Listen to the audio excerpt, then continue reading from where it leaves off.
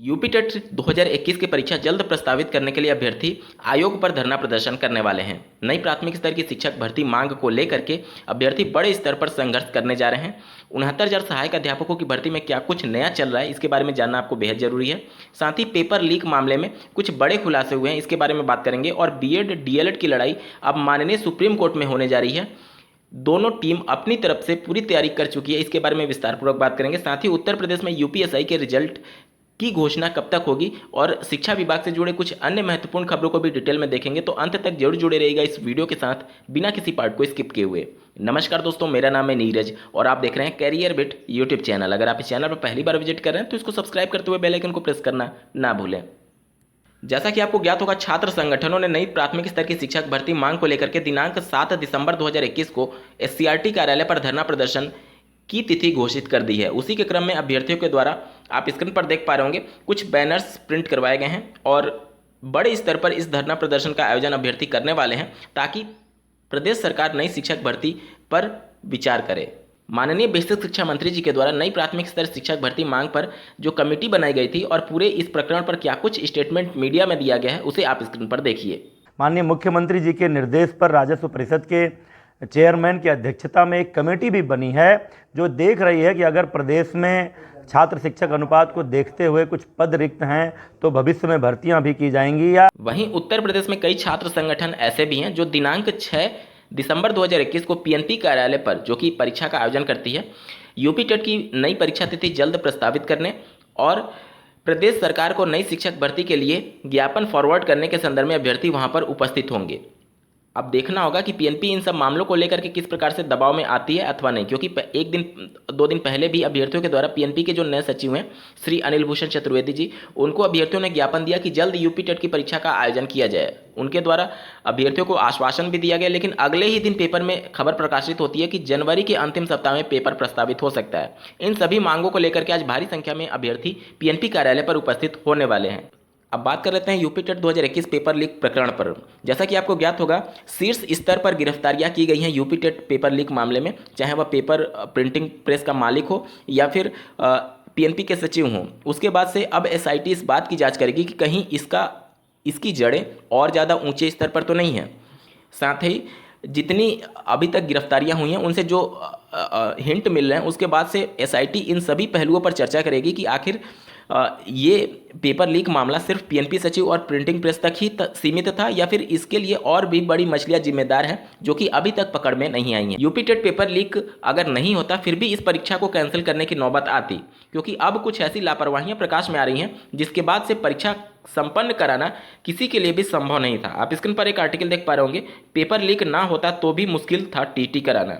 यहाँ पर बहुत से ऐसे एग्जाम सेंटर्स थे जहां पर जितने अभ्यर्थी अलॉट किए गए थे उससे कम पेपर भेजे गए थे। आप स्क्रीन पर देख पा रहे होंगे, प्रयागराज के एक केंद्र पर 450 अभ्यर्थी आवंटित किए गए थे और सिर्फ पैकेट में 408 प्रश्न पत्र ही उपलब्ध कराए गए थे। तो वहां पर जो अभ्यर्थी जिनको पेपर नहीं मिला था उनके लिए समस्याएं खड़ी हो सकती थी।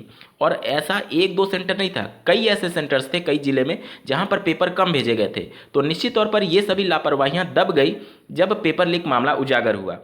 इसके अलावा नियम ये कहता है कि अभ्यर्थियों की संख्या से 10% अधिक पेपर छापे जाते हैं, लेकिन जिस प्रिंटिंग प्रेस को ठेका दिया गया था और उसने फिर 4 अलग कंपनियों को ठेका दिया, उसके द्वारा कई लापरवाहियां प्रकाश में आई हैं और जो सुरक्षा के मानक होते हैं उसको भी पूरी तरीके से दरकिनार किया गया था। स्क्रीन पर आप एक आर्टिकल देख पा रहे होंगे, शहर के रेस्टोरेंट में डील करता था सहायक लेखाधिकारी। यहाँ पर इसके लगभग 10 अकाउंट्स मिले थे जिसमें पैसे के लेन देन की जानकारी ली जा रही है। एसटीएफ इसकी पूरी जांच की जा रही है कि कौन से लोग इनको पैसे भेजे थे या फिर इसने किसको पैसे भेजे थे। यहाँ पर आप देख सकते हैं, एसटीएफ अधिकारियों का दावा है कि स्टेनली रोड निवासी देव प्रकाश ने कई साल पहले रेस्टोरेंट खोला था। उसने नोएडा में भी लाखों रुपए का निवेश किया है। ऐसे में माना जा रहा है कि उसने काली कमाई से रेस्टोरेंट समेत कई संपत्ति बनाई है। अब उसके बैंक से लेकर के आर्थिक स्रोत के बारे में पता लगाया जा रहा है। यह भी कहा जा रहा है कि गोरखपुर निवासी, ध्यान दीजिएगा, जो प्रिंटिंग प्रेस का मालिक था उसके भी तार गोरखपुर से जुड़े हुए थे और गोरखपुर में 2 लड़कियों का एक ऑडियो बहुत तेजी से वायरल हो रहा था जो कि पेपर लीक मामले में किसी शिक्षिका का नाम ले रही थी।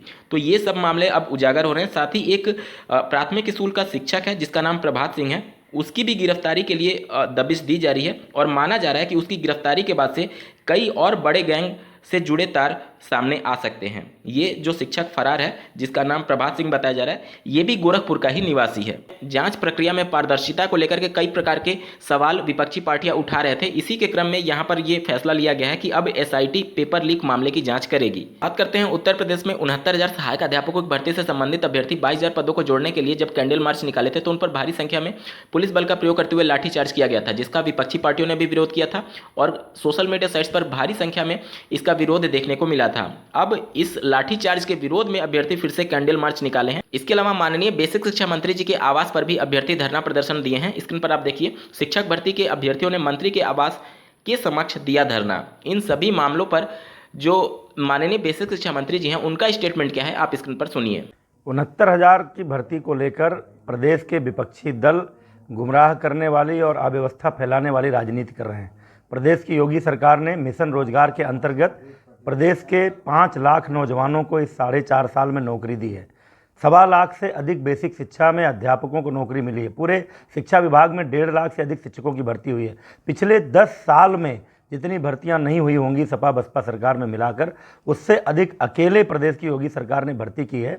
इसलिए इन चीज़ों से बौखला करके इसका श्रेय सरकार को ना मिले, इसको माहौल बिगाड़ने के लिए सपा के लोग, बसपा के लोग और अन्य विपक्षी दलों के लोग नौजवानों को गुमराह करने की कोशिश कर रहे हैं।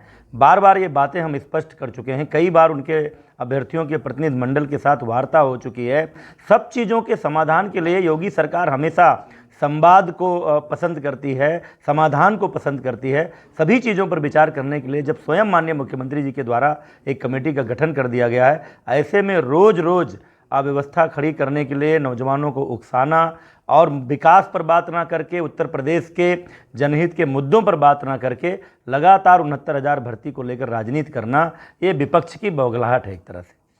बात कर लेते हैं बीएड और डीएलएड की लड़ाई में। जैसा कि आपको ज्ञात होगा, माननीय जोधपुर हाईकोर्ट के द्वारा जो फैसला दिया गया था, उस फैसले के विरोध में अब बीएड अभ्यर्थी माननीय सुप्रीम कोर्ट में एक याचिका दायर करने जा रहे हैं। वहीं बीएसटीसी के अभ्यर्थी भी अब अपनी पूरी कमर कस चुके हैं कि माननीय जोधपुर हाईकोर्ट के फैसले को माननीय सुप्रीम कोर्ट में भी लागू कराने के संदर्भ में। इसके लिए अभ्यर्थी जमीनी स्तर से भी संघर्ष कर रहे हैं। वो लगातार राजस्थान सरकार के माध्यम से जो केंद्रीय शिक्षा मंत्री हैं उनको ज्ञापन के माध्यम से अवगत कराने की कोशिश कर रहे हैं कि जो डबल बेंच के द्वारा फैसला दिया गया है उस फैसले को पूरे देश भर में लागू किया जाए। इसके अलावा जो बीएड के अभ्यर्थी हैं वो भी श्री धर्मेंद्र प्रधान, जो कि केंद्रीय शिक्षा मंत्री हैं, उनको एक पत्र लिख रहे हैं। आप स्क्रीन पर देख पा रहे होंगे। राजस्थान हाईकोर्ट व हिमाचल प्रदेश हाईकोर्ट के फैसले का संज्ञान लेने के संदर्भ में यहाँ पर दोनों केस को एक तरीके से देखने की कोशिश की जा रही है, लेकिन दोनों केस का जो पृष्ठभूमि है वो बिल्कुल अलग है। अगर आप लोग कमेंट करेंगे तो मैं एक डेडिकेटेड वीडियो में दोनों फैसले को कंपेयर करके दिखाऊंगा कि किस पृष्ठभूमि पर दोनों फैसले अलग हैं और क्यों दोनों फैसलों की तुलना नहीं की जा सकती है। इसके अलावा अभ्यर्थियों के द्वारा एनसीटीई को भी एक पत्र लिखा गया है, जो कि रेगुलेटरी बॉडी है शिक्षा विभाग में। आप स्क्रीन पर देख सकते हैं, राजस्थान में एनसीटी की अधिसूचना की उल्लंघन की रोकथाम हेतु।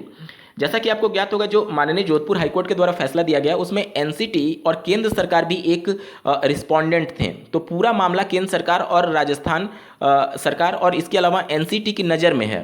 उत्तर प्रदेश में यूपीएसआई के सभी फेज की परीक्षा ऑनलाइन समाप्त हो चुकी है। अब रिजल्ट की बारी है। दिसंबर अंत तक परिणाम घोषित करने की प्रतिबद्धता आयोग के द्वारा जारी की गई है। आप स्क्रीन पर आर्टिकल देख सकते हैं। आज के वीडियो में बस इतना ही। ऐसे ही महत्वपूर्ण अपडेट के लिए इस चैनल को सब्सक्राइब करना ना भूलें। इस वीडियो को देखने के लिए आपका बहुत बहुत धन्यवाद। भगवान करे आपका दिन शुभ हो।